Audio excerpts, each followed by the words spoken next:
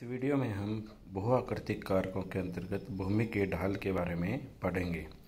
भूमि का ढाल, पर्वतों के ढाल पर वर्षा का पानी तेजी से बह जाता है जिससे भूमि अपरदन होता है और मृदा में जल का रिसाव नहीं हो पाता। इस कारण ढाल पर वनस्पति का तो अभाव होता है या फिर मरुदभित्ति वनस्पति पाई जाती है। इसकी तुलना में घाटियों में जहाँ काफ़ी मात्रा में जल होता है तथा भौम जल स्तर भी मृदा के समीप होता है, वहाँ पर उन स्थानों पर अत्यधिक वनस्पति होती है। ढाल का खुलाव या अनावरण। यदि किसी पर्वतीय ढाल पर क्षीण प्रकाश तीव्रता तथा अति शुष्क वायु हो तो वहाँ वनस्पति बहुत ही कम एवं मरुदभित्ति होती है। उदाहरण के लिए हिमालय का उत्तरी ढलान, जहाँ प्रकाश की किरणें तिरछी पड़ती हैं तथा वायु भी शुष्क होती है, इसकी तुलना में जहाँ ढाल सूर्य के प्रकाश की ओर तथा वायु के मार्ग में होती है, वहाँ की वनस्पति सघन होती है।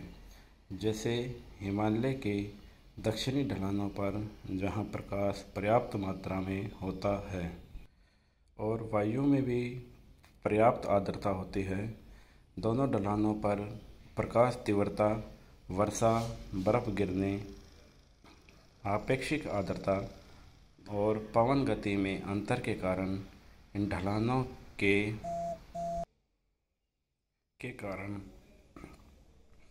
ढलानों के तापक्रम में भी अंतर होता है।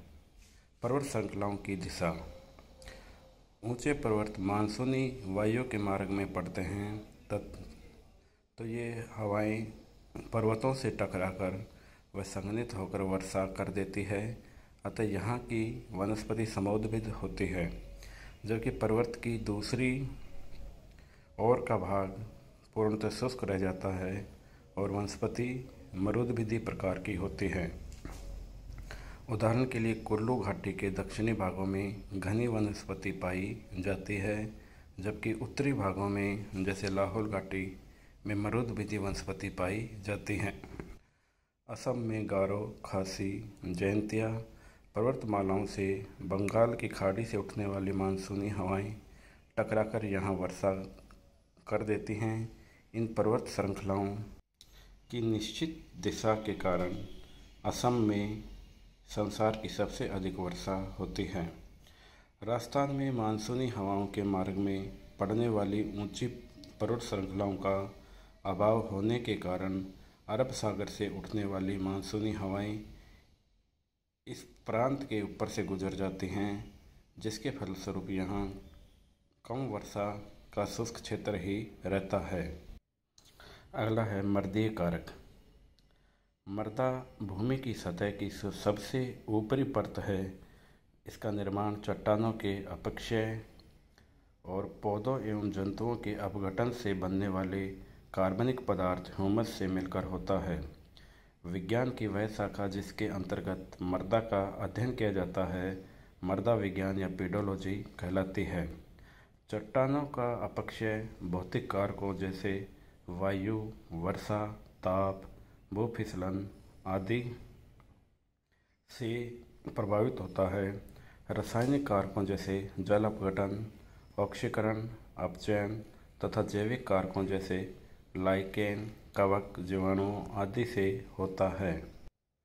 उपयुक्त कारकों द्वारा मृदा का निर्माण निरंतर होता रहता है।